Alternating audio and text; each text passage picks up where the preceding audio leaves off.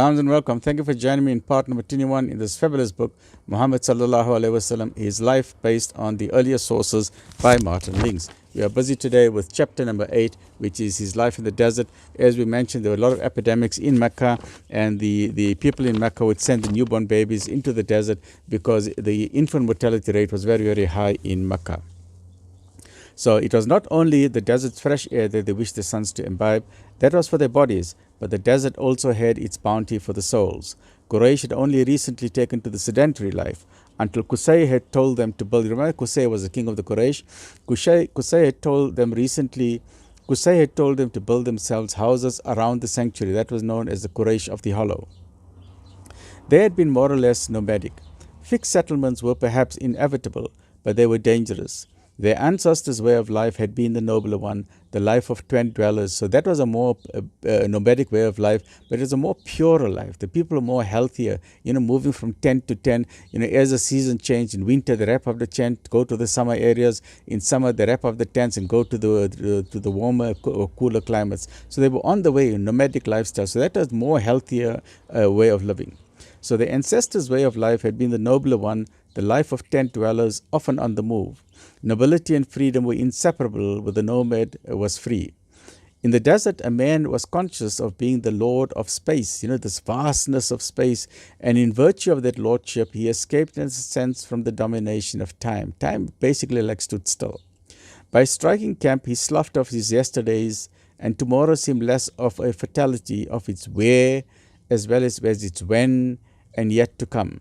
But the townsman was a prisoner. So if you're living in an urban environment, you're basically a prisoner of your time and yourself. To be fixed in one place, yesterday, today, tomorrow, you are a target for time, the ruiner of all things. So time it ruins yourself in an urban setting. Whereas in a rural setting, in the villages and in the desert, you are a master. You basically have more time, more luxury in your time. Everything decayed there. In the urban areas, everything decayed there. Towns were places of corruption. Sloth and slovenliness lurked in the shadow of their walls, ready to take the edge of a man's alertness and vigilance. Everything decayed there, even language, one of man's most precious possessions. So the language also became contaminated. Like we know today also, the pure, say if you're living in London, the pure British English gets contaminated with vulgar usage. So the pure Shakespearean English gets contaminated.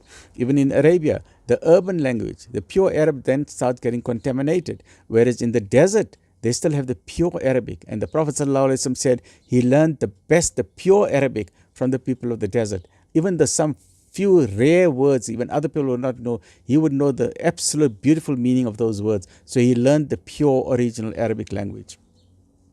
So few of the Arabs could read, but beauty of speech was a virtue which all Arab parents desired for their children.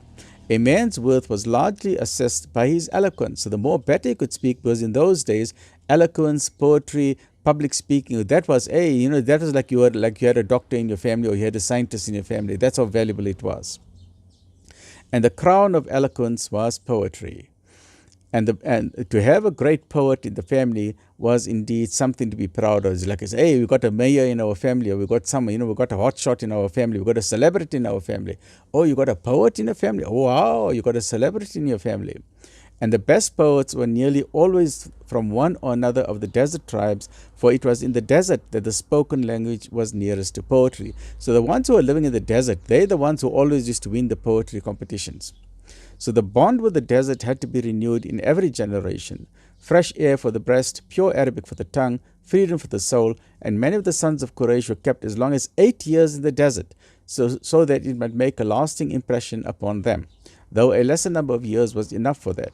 Some of the tribes had a high reputation for nursing and rearing children, and amongst these were the Bani Sa'd ibn Bakr, an outlying branch of Hawazin, whose territory lay to the southeast of Mecca. Amina was in favor of entrusting her son to the care of a woman of this tribe. They came occasionally to Quraysh for nurslings, and some were expected shortly. They were about to come. Their journey to Makkah on this occasion was described in the after years by one of the number, Halima, the daughter of Abu Du'ayb, who was accompanied by her husband Harith and a recently born son of their own, whom she was nursing. She recalled, and this is her story that she is saying, "It was a year of drought," she said, and we had nothing left. I set forth on a grey she-ass of mine, and we had with us an old she-camel, which could not yield even one drop of milk. We were kept awake all night by our son, who was crying all the time for hunger, for I did not have enough milk in my breast to feed him. And that ass of mine was so weak and so emaciated that I often kept the others waiting for me to catch up. She then told how they went on their way with nothing to hope for except a fall of rain, which would enable the camel and the ass to graze enough for the others to swallow a little. But by the time they reached Makkah, no rain had fallen. Once there, they set about looking for nurslings, and Amina offered her son first to one and then to the other, until finally she had tried them all, and they had all refused. No one wanted to take Amina's son. They did not want to take Prophet ﷺ. They did not know who he was. So Halima continues the story.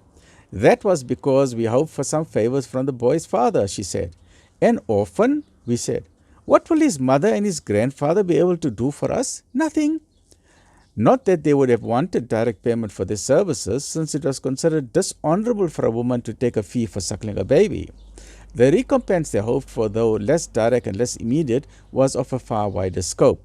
This interchange of benefits between townsman and nomad was in the nature of things, for each was poor where the other was rich, and rich where the other was poor. So it was like one hand washing the other hand. The nomad had the age-old God-given way of life to offer, the way of Abel, the sons of Cain, for it was Cain who built the first villages, had possessions and power. The advantage for the Bedouin was to make an enduring link with one of the great families. The foster mother gained a new son who would look on her as a second mother and feel a filial duty to her for the rest of her life. He would also feel himself a brother to her own children, nor was the relationship merely a nominal one. The Arabs hold that the breast is one of the channels of heredity, and that a suckling brings qualities into his nature from the nurse who suckles him. So as far as they were concerned, the one who suckles the breast, they're also getting the genetic inheritance into that new baby. So that is why they then become siblings. But little or nothing could be expected from the foster child himself until he grew up, and meantime his father could normally be relied on to fulfill the duties of his son. A grandfather was too remote, and in this case they would have known that Abdul Muttalib was an old man who could not reasonably be expected to live much longer.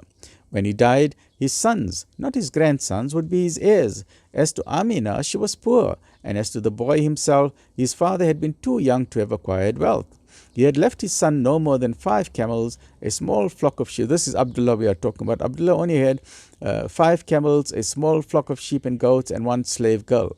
Abdullah's son was indeed a child of one of the great families. That means Nabi Sallallahu Alaihi Wasallam was indeed one of the noble families, but he was by far the poorest nursling that these women were offered that year.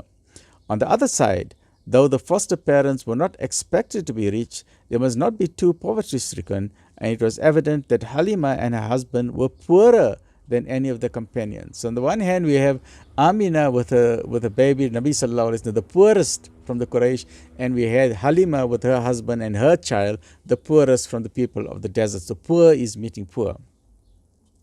So it was evident that Halima and her husband were poorer than any of their companions.